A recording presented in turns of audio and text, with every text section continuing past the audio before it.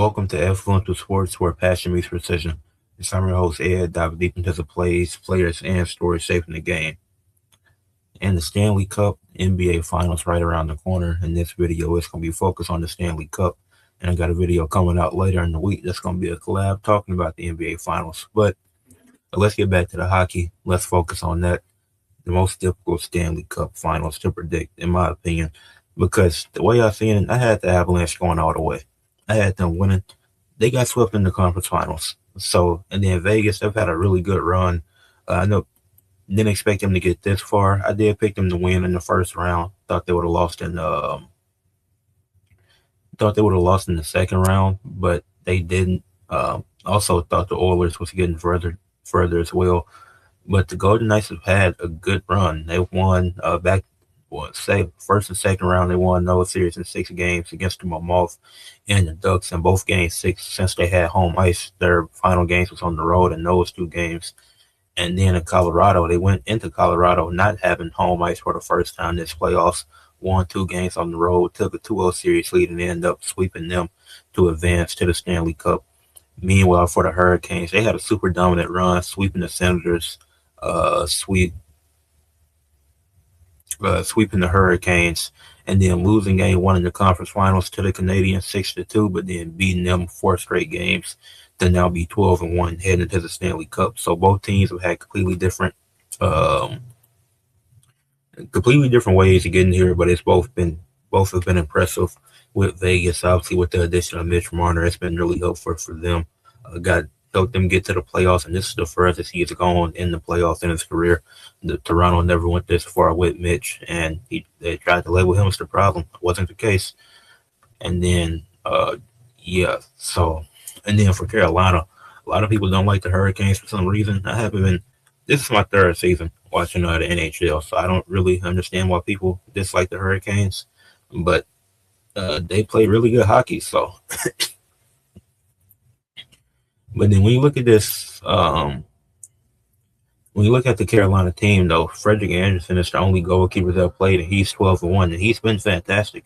He's only given up 1.41 goals a game, 12 wins, 1 loss. Like I said, he's been fantastic. 93 save percentage. It's like only 1 loss, in which was such an anomaly of a game where he had to be benched because of how much the Canadians dominated that first game.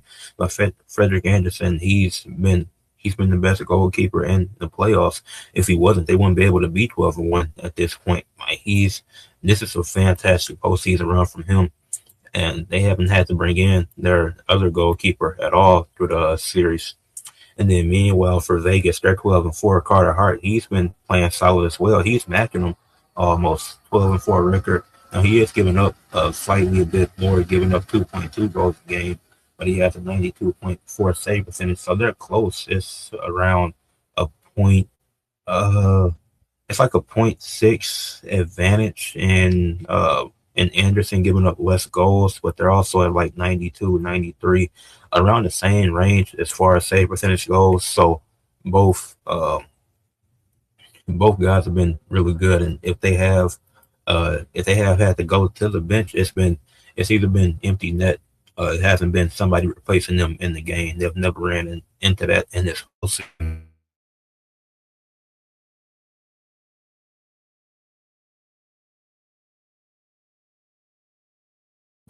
level of level of play. And then Vegas only won 39 games, which is also impressive getting here in its own right. So I got to give respect for that. Now, meanwhile, when we look at scoring leaders and stuff like that, Carolina said Taylor Hall has the most points, but Logan Stan, he got the most points, and he also got the most assists with 11. They're only Andriy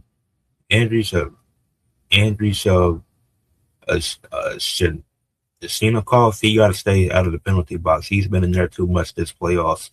But aside from that, this team has been great. And Taylor Hall, Jackson Blake, Logan Stankoven, all three of them been doing their thing. Them getting Seth Jarvis back at a great time was good for them too, because he was obviously injured at one point in the season, but he was able to come back and be there for this playoff run. So that's also been helpful in their success so far this season. Logan Stankoven with 9 goals. I think I gave him player of the game for their last game that they had won in game 5, if I'm not mistaken. So the conference finals was short too. Had 4 games on the west side, and on the east side it was 5 games.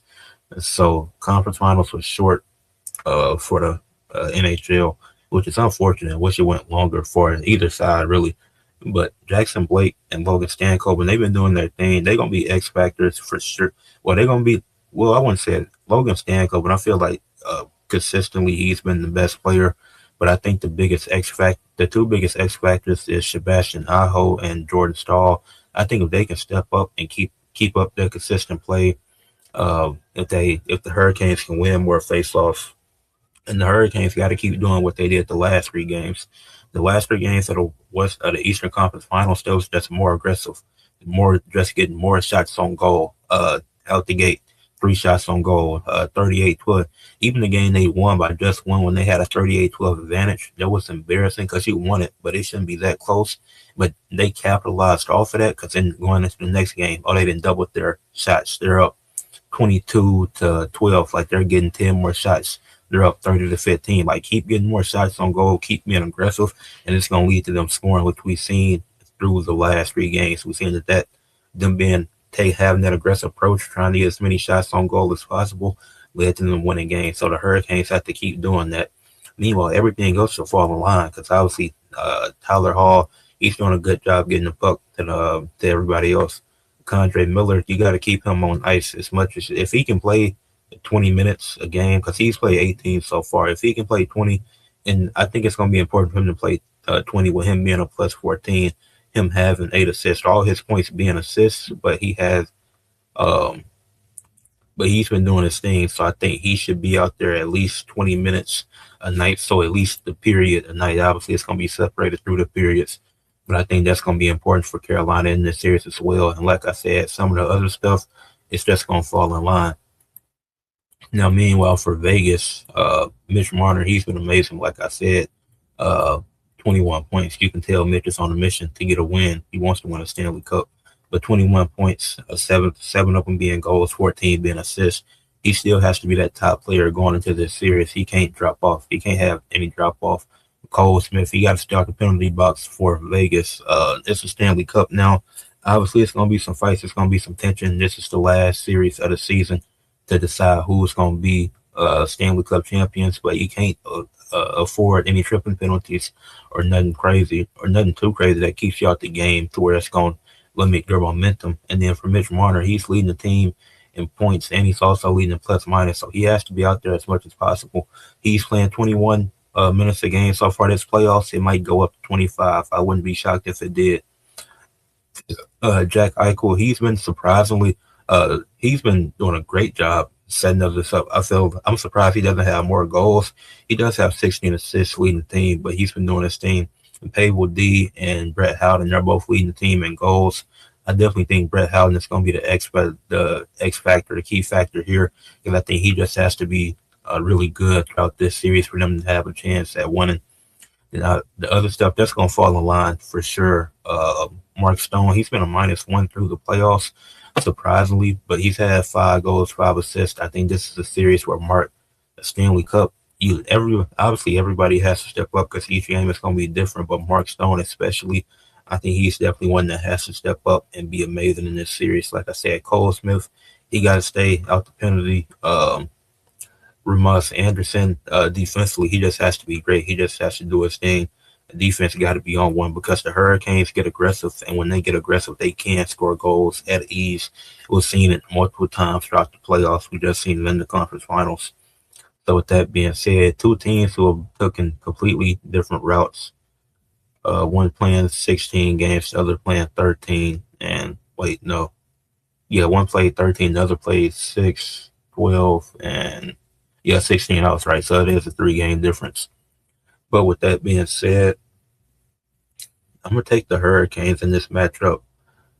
I think the Hurricanes have the better goalkeeper, not just obviously statistics is part of it, but I do think Anderson is the better goalkeeper than Hart in general, and he's been proving that so far this postseason, giving up less goals and having a higher save percentage. But that's not to take away from Carter Hart because he's still been having a great season. but I think them having the advantage of with the goalkeeper is going to be the deciding factor in them winning. Because I think scoring wise, both teams can match each other. I think Mitch Marner is going to have some crazy games, like game 2, game 4. I think he'll go crazy. I don't know why those specific games, but I could just see him stepping up in those games specifically. And then for Carolina, like I said, Stan Colvin, Hall. I think Hall will have more goals than assists in this Stanley Cup. I would not be surprised if that's the case. So this definitely a tough one to predict because obviously as a sports fan, you would love to see 7 NHL, uh, NBA, MLB. You want to see 7, but I'm gonna be but I think but Vegas is a tough matchup, so I will predict 7 actually, and I got the Hurricanes winning. I think the fans game 7, the fans are gonna be out there. I think the fans for both squads gonna be out there all this series, but that's my prediction. I'm going with the Hurricanes in 7. I think they get the job done. Um, yeah, I think the Hurricanes get the job done in 7 games, and I think Stanley Cup MVP goes. I can see. I got either Logan Stankoven or Jackson Blake winning. But if Vegas proves me wrong and they win, then Mitch Marner's definitely getting it because Mitch Marner has to have a crazy series for them to take this home. But I think it's gonna be a great series. I think this is gonna be it's a Stanley Cup, so it should be its toughest challenge. But the Hurricanes, the first second round was relatively easy for them, and then their toughest challenge came in the conference finals, which even though it was a 5 game series, it was a gentleman's sweep. It was a couple of close games. Meanwhile, for Vegas, their toughest challenges came in the first and second round, but the conference finals was easy for them.